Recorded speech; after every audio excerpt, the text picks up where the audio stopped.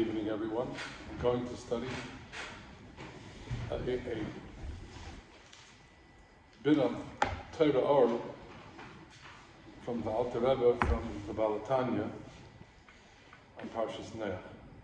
And the way he interprets the idea of a mabul, and the challenges of a mabul, relate very much to our own lives and the challenges of our own lives.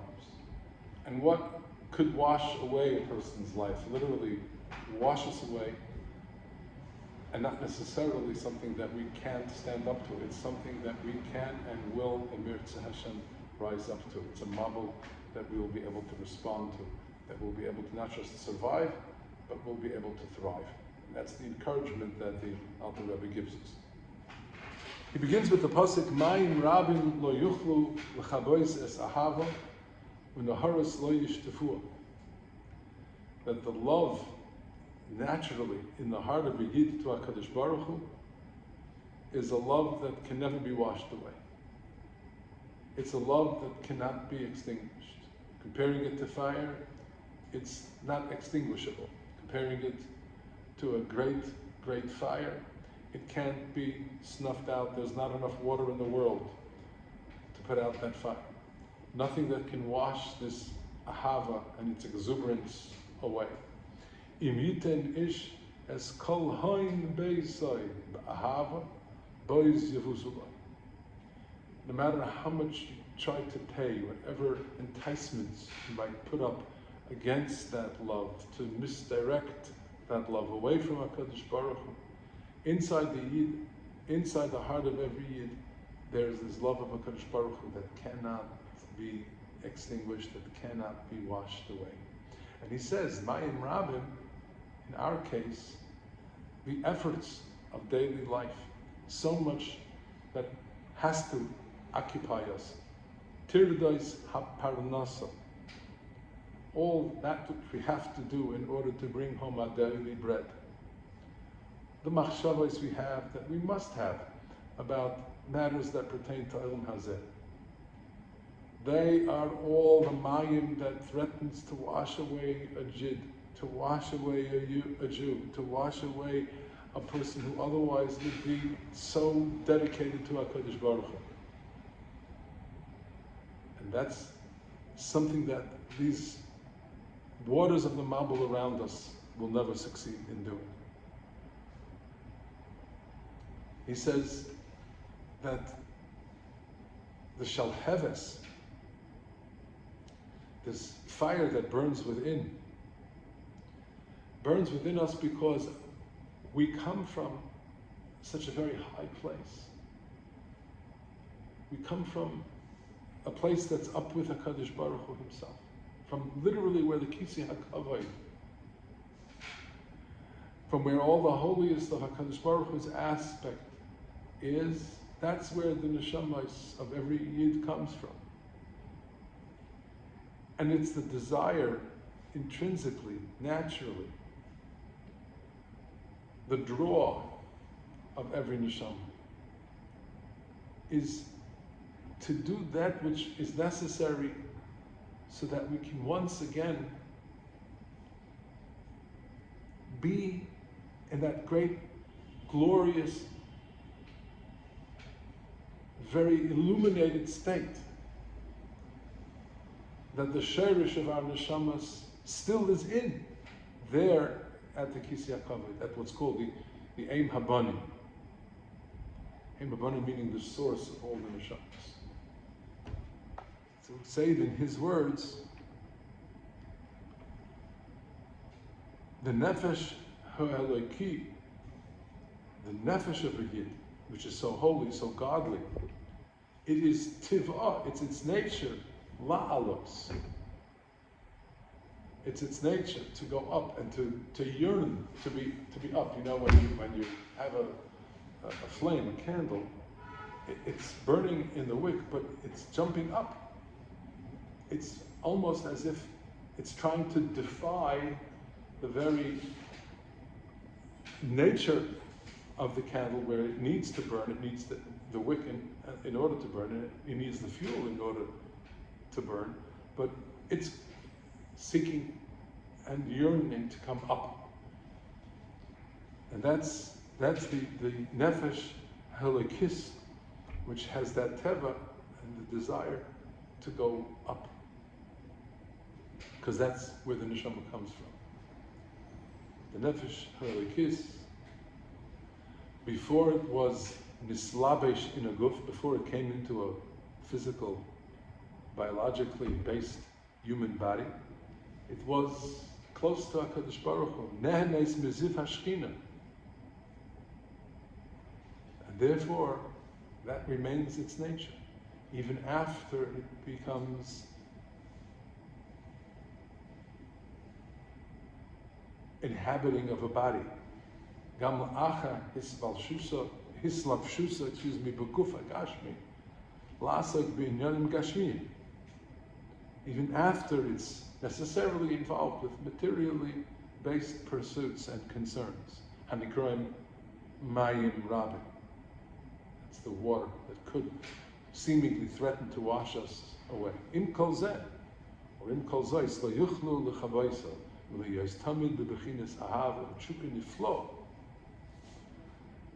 In spite of that, the neshama can be protected and then be not at all adversely affected from the fact that we have to pursue our parnasa and have many involvements, therefore, with the very mundane world around us.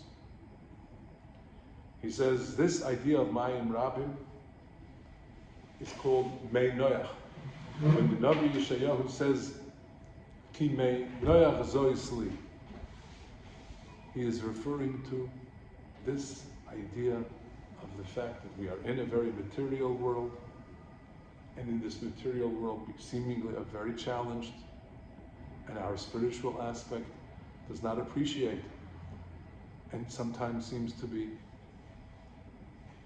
compromised because of our material pursuits. But no, he says, Noach means Naicha derucha, Nachas Ruach, a sense of having not just outward calm, but having the idea of shvisa. The Torah tells us on the pasuk, "Vayish bois b'yom hashvi," HaKadosh Baruch Hu attained that state, and the world attained that state of nachas ruach, because the targum there is v'noch b'yom hashvi'ah. So that Noach means this kind of state of Shabbos. Shabbos meaning a state in which everything is as it's supposed to be. Everything at its perfection. Everything that had to be done has been done. Everything that needed to be achieved in the days of Shesh Yishamim, Asa Hashem, Asa Shamayim, Asa Aretz was achieved.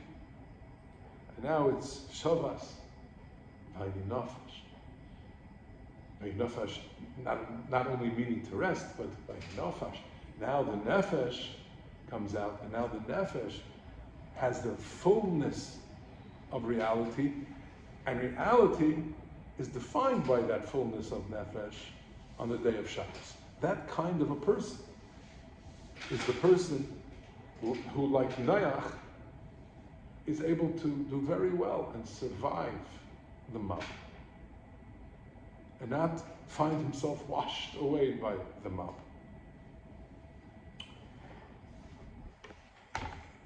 So here in Teitelbaum he asks, so why was it necessary to have a mabul? If HaKadosh Baruch Hu wanted to destroy that door, he didn't have to do it in this very bold and dramatic way.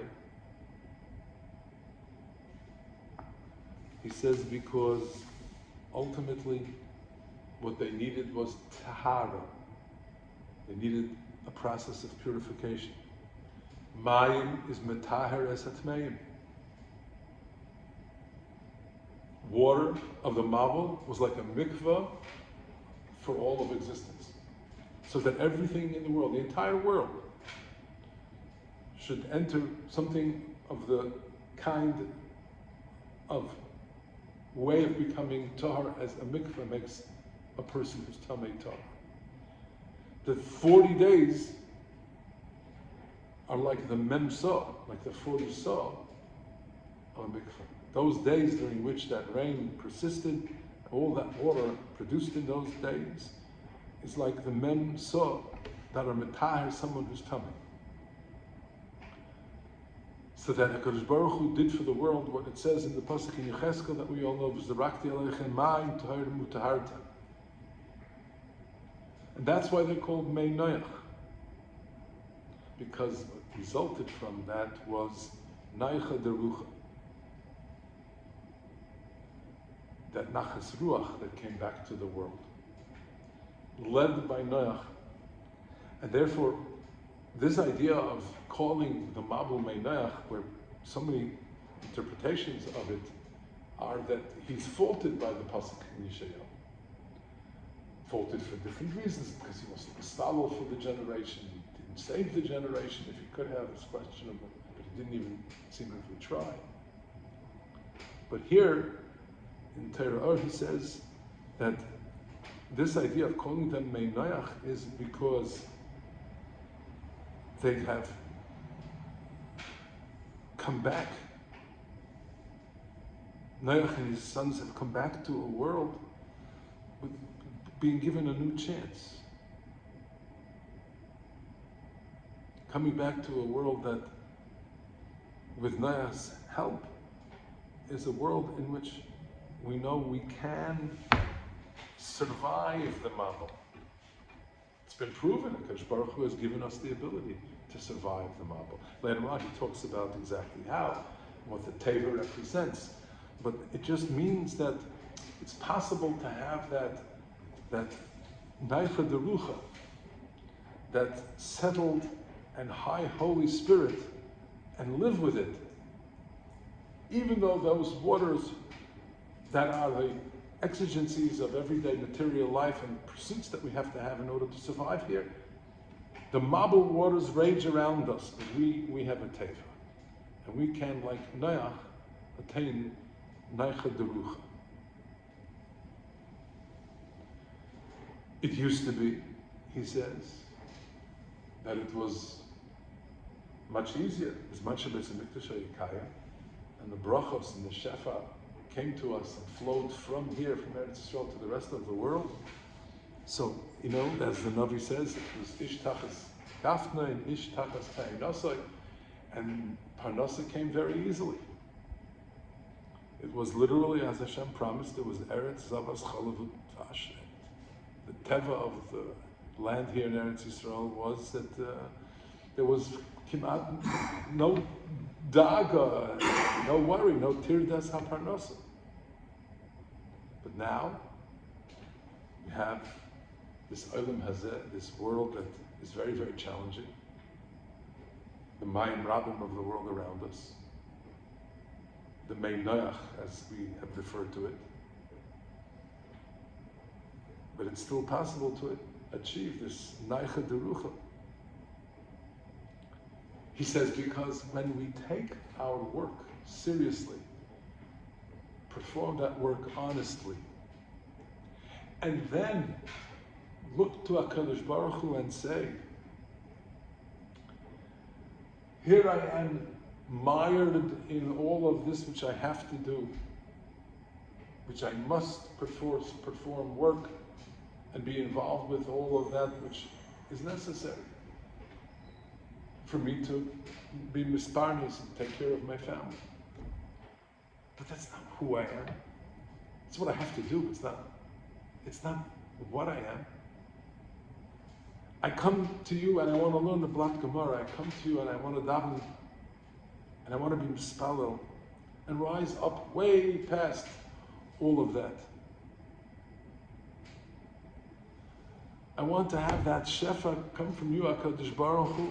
I'd much rather that I make less ishtadlus and make far fewer efforts and put much less into my work for my daily bread, and let it come from you, from Shemayim. And that is something we daven for. And when a Yid davens and says, I recognize that every pruta, every agura that I earn is only coming to me through you, HaKadosh Baruch Hu. That everything that is brought to the table, everything that I can possibly give for my children to eat and drink, it's only coming from you. It's all coming down from Shemayim through levels and levels and levels, as he describes them here in the Teitelbaum. That through the hashpah of one olam, another olam, but it all begins with you, with Malchus Kol Malchus Kol Olamim. You are the Melech over all those worlds, and through those worlds come filtering down the koiches that bring out, that are moitzi lechem min haaretz. These are kavanos of such holiness. They are the kavanos that lift the mundane world and all of that which the mundane world is made up of. And they're all lifted up. And they're all made holy. And the desire for the material needs and the felt needs of the human body being addressed with those kinds of kavanos are now all of a very holy nature. He goes so far as to say that truly the needs and the drives of all mankind, of every human being, and of every holy yid, that part of us which is called the nefesh habehemis,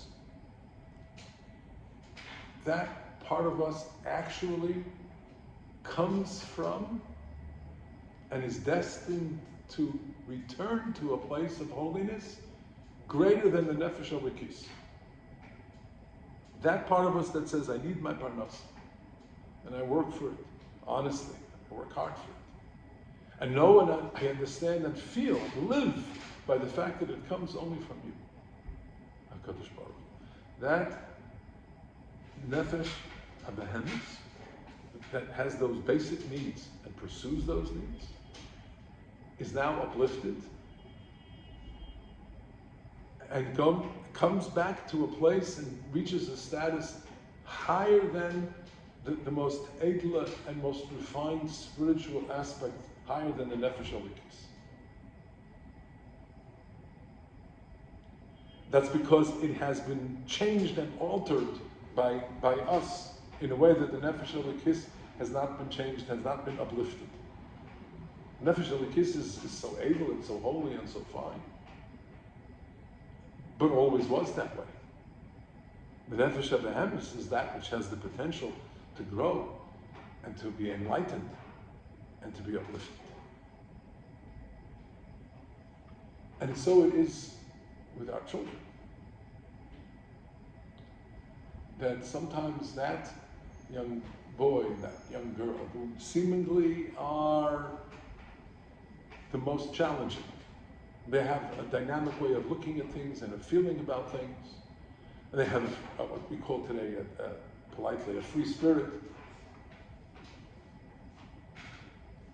But sometimes you'll find that if you study something, learn with such a person, or come together and say Tehillim, or now in such a difficult time, and you can watch sometimes the expression and the emotion and the hislavs of a young person saying Tehillim. It might be a person who, missed many a mincha ma'ariv, and now sensing and feeling deeply the Eis Tzara Hiliyah comes to shul and shouts out Shir Lamalis Esaina El Ha'orim with more truth and more excitement and more energy and more pleading and more emes than someone whose nefesh halikis is so highly developed. The most edla, fine ben Torah might not have something that this seemingly, unruly and volatile young boy does obviously have. And it's because there's something about the neshama of that person that's very special.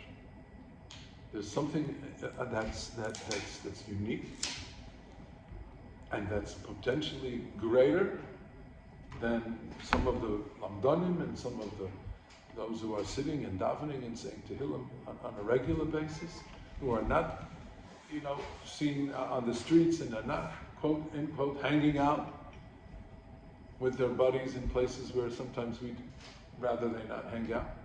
And this young man is there. And suddenly he appears now and comes to daven or say Tehillim with us, and he seems to be, cracking open the gates of Shemayim, cracking open the gates of heaven. Because that's that unique neshama that young person has. That is of such status and of such potential. And that's how Kadosh Baruch Hu challenges us with recognizing that sometimes that which is seemingly so much of that, which we would call the nefesh habehemis in a person, has a sheirish lamala that's much greater even than a nefesh elikis.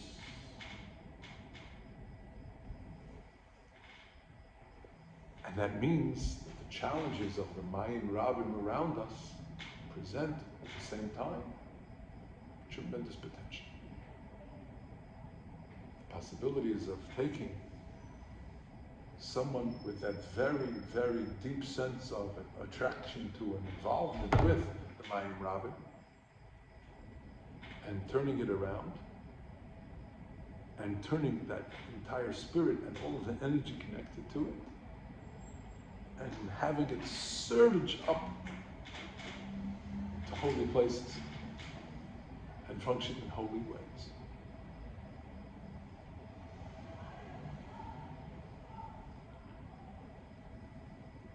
One of the interesting points that he makes is that we eat things that grow from the ground, and we eat living creatures after proper shechita, oifos, behemoths. They are lower forms of life. And he says, pointing out, well, how can it be that we seemingly depend upon these lower forms of life? And he says that is all because even those lower forms of life have great shirashim, very, very, very holy, recessed places. And then when they are used for the sake of our benefit, they are uplifted. Kol zeh mipnei shebeshoresh shoroshim, at the root of roots, lamala, hem gvoyim harvim mebechinas hanashamas.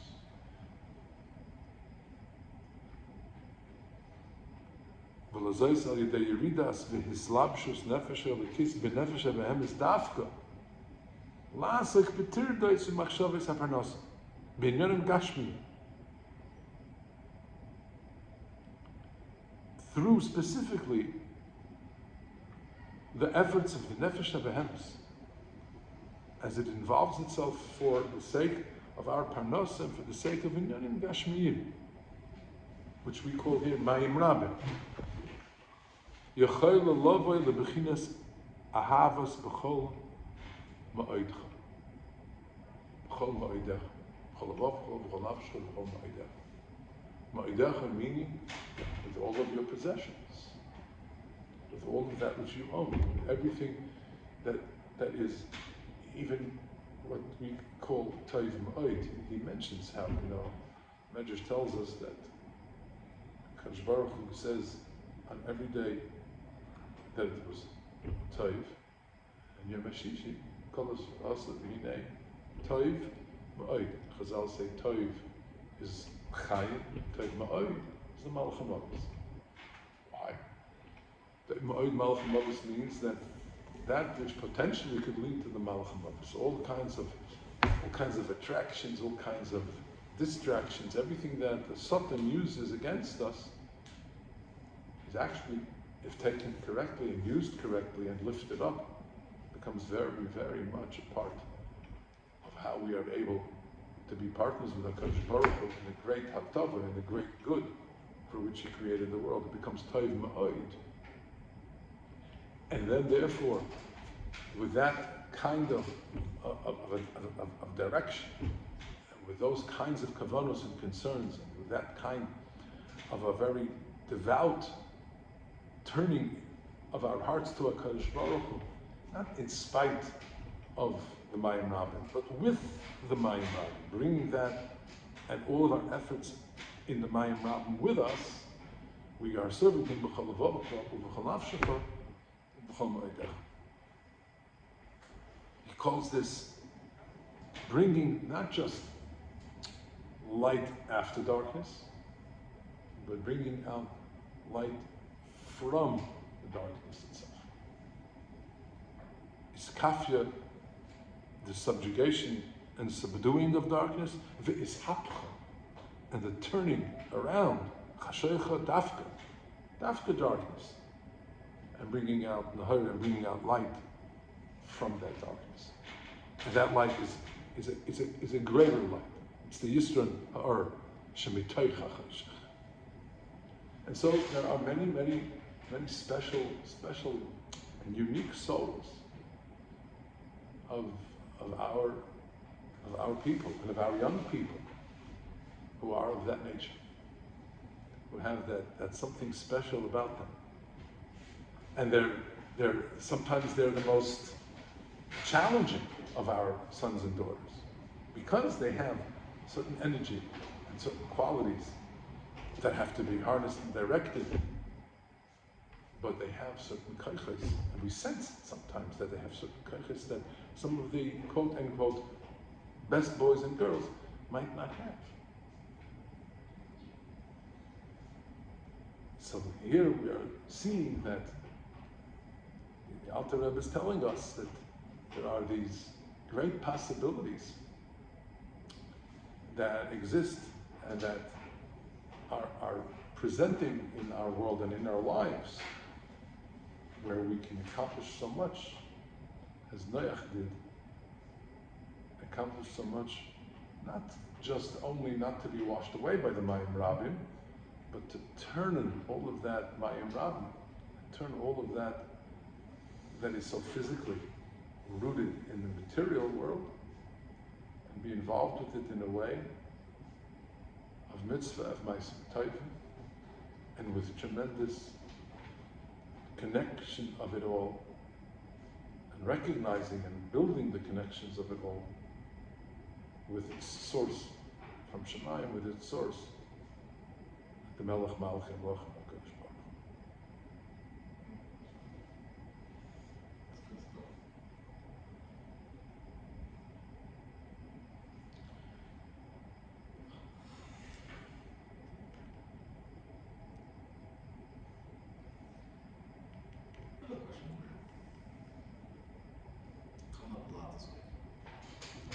Question that's come up a lot this week. A lot of these challenging kids. We're seeing a lot of videos, a lot of things around these. A lot of kids are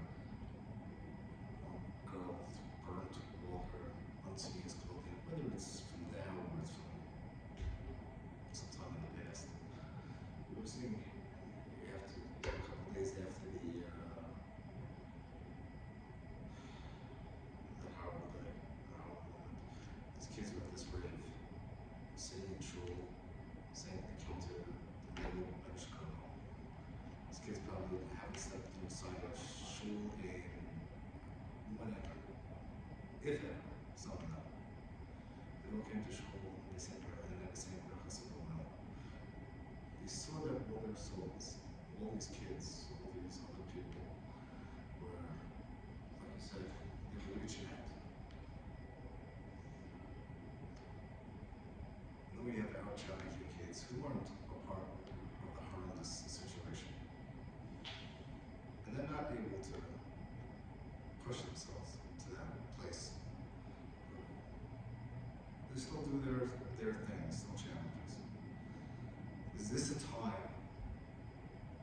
get them to push me a little bit harder.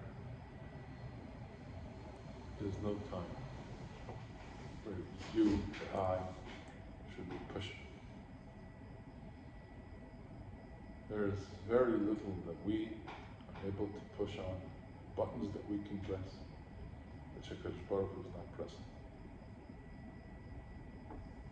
Those children those young people who see, who want to see what's happening all around us, what Hashem is doing to us and for us, are thinking, they're watching. And in their time, in their way, they'll respond.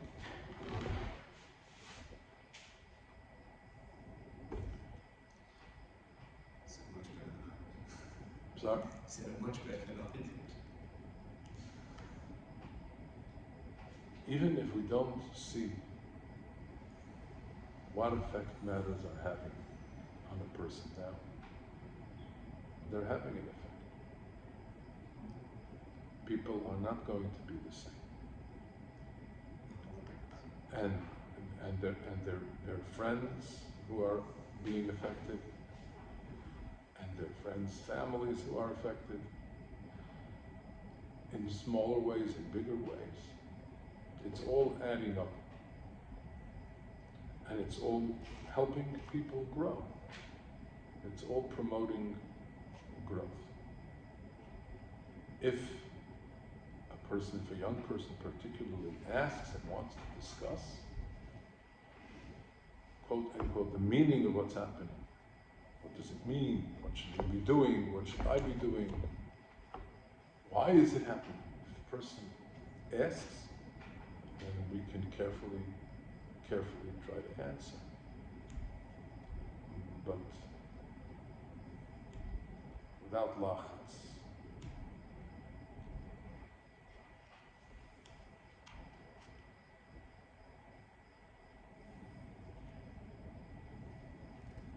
In the sense that maybe Noach, what we're talking about here, it's more turbulence. It's the turbulence in the air, turbulence is surrounding us. Turbulence and preoccupation. Because I want to be. I'm supposed to be learning Torah. I'm supposed to be Mekayim B'Gis B'Yom V'Layla. I have a mashkanta I have to pay. I have schar dira. I have schar limud. I have to put food on the table for a wife and children, and it's on my mind. It's real tirdas haparnasa. And it's a very, very heavy burden on time and on the mind. But that's so not what I want to be, preoccupied with. I want to go back to the Yom Naraim. I want to go back to being in shul. I want to go back to sitting in my sukkah.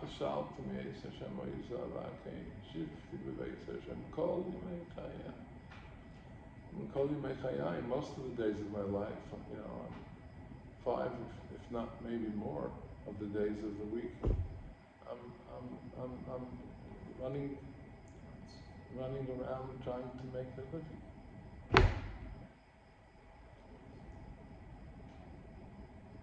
Trying to just do what I feel is my obligation. Is my obligation to my children, to my family. So having that all and having to pursue it and everything that's involved. And for a young person studying for a career, a person is studying in school, perhaps attending classes, maybe in a university, maybe it's a vocational. Maybe a young person trying to find his first place of employment, trying to get a simple job, maybe just basic work, part-time work, to make a few dollars, to make a few shekels. These things are on a person's mind, and they occupy a lot of time, a lot of energy in our minds and in our hearts. So That's the Mayim Rabim. But yet what the person really wants, the ahava that is burning within the person, that no Mayim Rabim is going to extinguish that burning desire. No water will wash it away. Is that I should be vital. My neshama wants to be with you, HaKadosh Baruch Hu. I want to be doing something which brings me back to you, that attaches me. I want to be attached again to you like I was before I was even born, and my neshama was just up in Shemayim with you in the most intimate way. That's what I want. Says the Alter Rebbe. Yes, you can do that with all that which comes with you and in your work and your home and your belongings. If that's what you want, if that's what drives you, then everything is uplifted. And when you think and realize it, feel, but it all comes from you, HaKadosh Baruch Hu. I have to spend all this time, but every effort I make and every morsel of bread, it's being provided by you, HaKadosh Baruch Hu. So then what is that person doing if not bringing himself and everything with him up to HaKadosh Baruch Hu? Everything is uplifted. Everything is uplifted. Then all of his efforts and everything created by those efforts, all of it is part of his great desire to be with Hashem and to connect everything to HaKadosh Baruch Hu. And it works. So part of this tirda nefesh, not nefesh, when you have a challenging child, 100%. Your work and your effort of showing kindness and acceptance and understanding to this child is all, in a sense, to help you and the child, in a sense, to uplift. It's all doing the Ritzayin HaBoreh and connecting and keeping the connections up. The pristine neshama of the father and the pristine neshama of the children, and maintaining their connection. Not only maintaining the connection, but expanding it. Expanding meaning causing the shine, the light, the value, the glow, the kedusha of that neshama to be heightened, to be great.